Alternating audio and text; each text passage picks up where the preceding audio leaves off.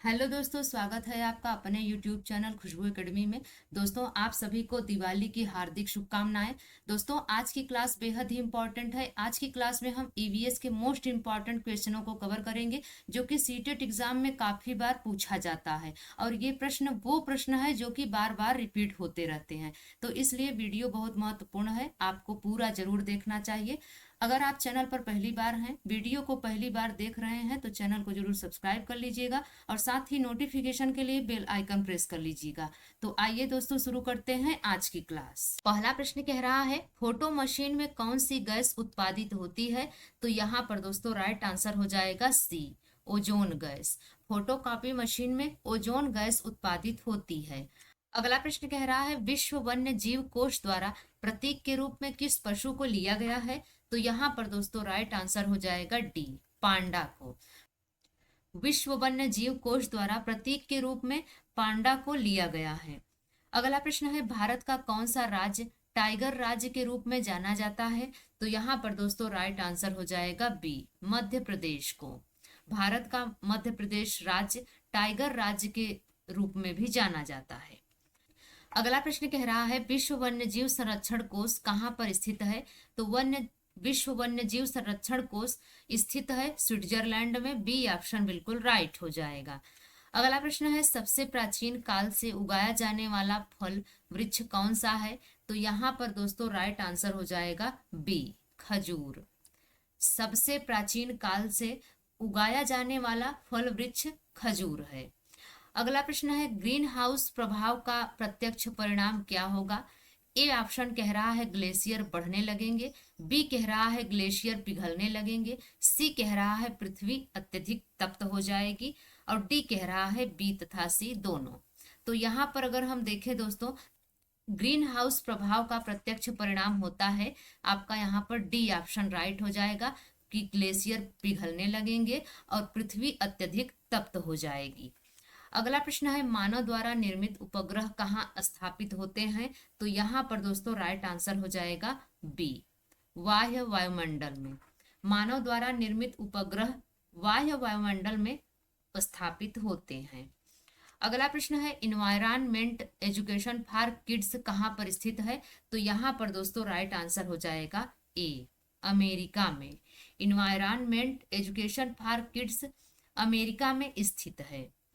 अगला प्रश्न है, विश्व वानिकी दिवस कब मनाया जाता है? तो विश्व वानिकी दिवस मनाया जाता है 21 मार्च को। बी ऑप्शन बिल्कुल राइट हो जाएगा। अगला प्रश्न है, कार्बन क्रेडिट क्या है? कार्बन क्रेडिट की बात करें दोस्तों, तो यहाँ पर हम अगर सही ऑप्शन को देखें तो ए ऑप्शन आपका सही हो जाएगा। यह कार्बन उत्सर्जन की अनुमति दी और वास्तव में उत्सर्जित कार्बन के बीच का अंतर है। अगला प्रश्न है, ध्वनि प्रदूषण से होने वाली समस्या कौन सी है? तो ध्वनि प्रदूषण से होने वाली जो समस्या है वह है बहरापन। डी ऑप्शन बिल्कुल राइट हो जाएगा। अगला प्रश्न है, पृथ्वी का 29% हिस्सा ढका हुआ है किससे? तो यहाँ पर दोस्तों राइट आंसर हो जाएगा ए, स्थल से। और आप कमेंट करके बताइएगा कि पृथ्वी का जो बाकी हिस्सा है वो किससे ढका हुआ है और कितने प्रतिशत ढका हुआ है। अगला प्रश्न कह रहा है, पर्यावरण के जैविक कारक कौन से हैं? तो पर्यावरण के जैविक कारक की बात करें दोस्तों, तो यहाँ पर डी ऑप्शन बिल्कुल राइट हो जाएगा, उपरोक्त सभी। यानी कि उत्पादक, उपभोक्ता और अपघटनकर्ता, ये सभी पर्यावरण के जैविक कारक हैं। अगला प्रश्न है, संक्रमिका के संबंध में निम्न में से कौन सा कथन सत्य है? तो यहाँ पर अगर हम देखें दोस्तों, राइट आंसर हो जाएगा ए, यह दो अलग अलग पारिस्थितिकी प्रणालियों का संगम बिंदु होता है।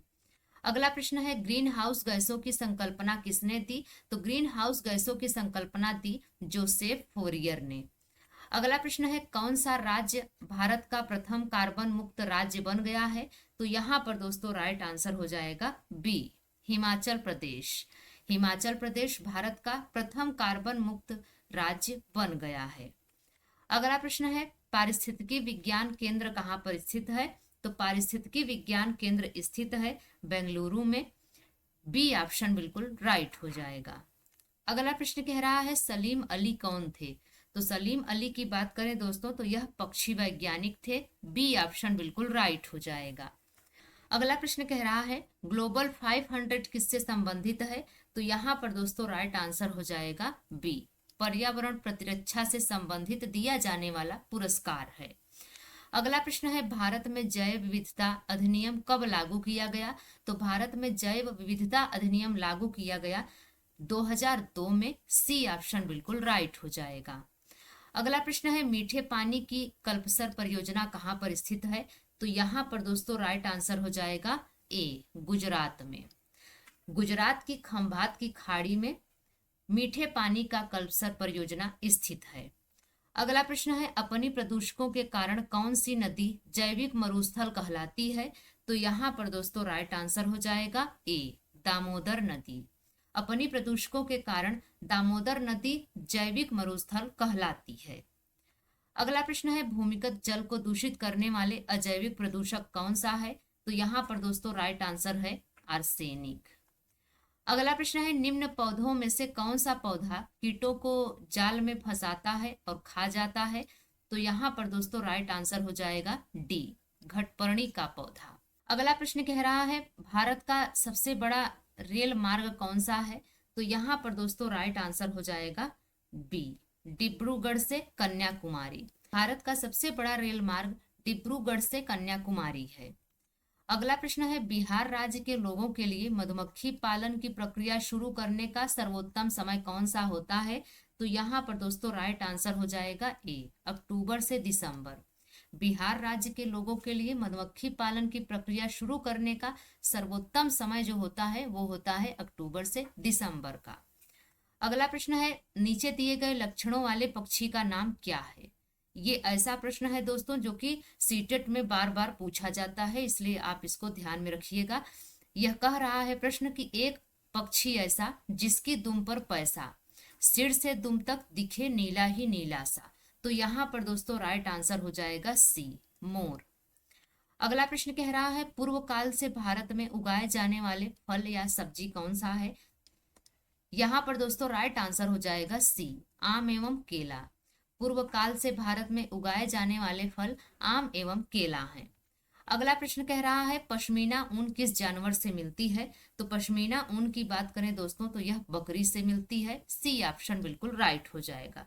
पश्मीना ऊन की बात करें दोस्तों तो पश्मीना ऊन चांगथांगी या पश्मीना बकरी से मिलता है। यह बकरी तिब्बत और लद्दाख की मूल निवासी है। चांगपा जनजाति के लोग इन बकरियों को पालते हैं।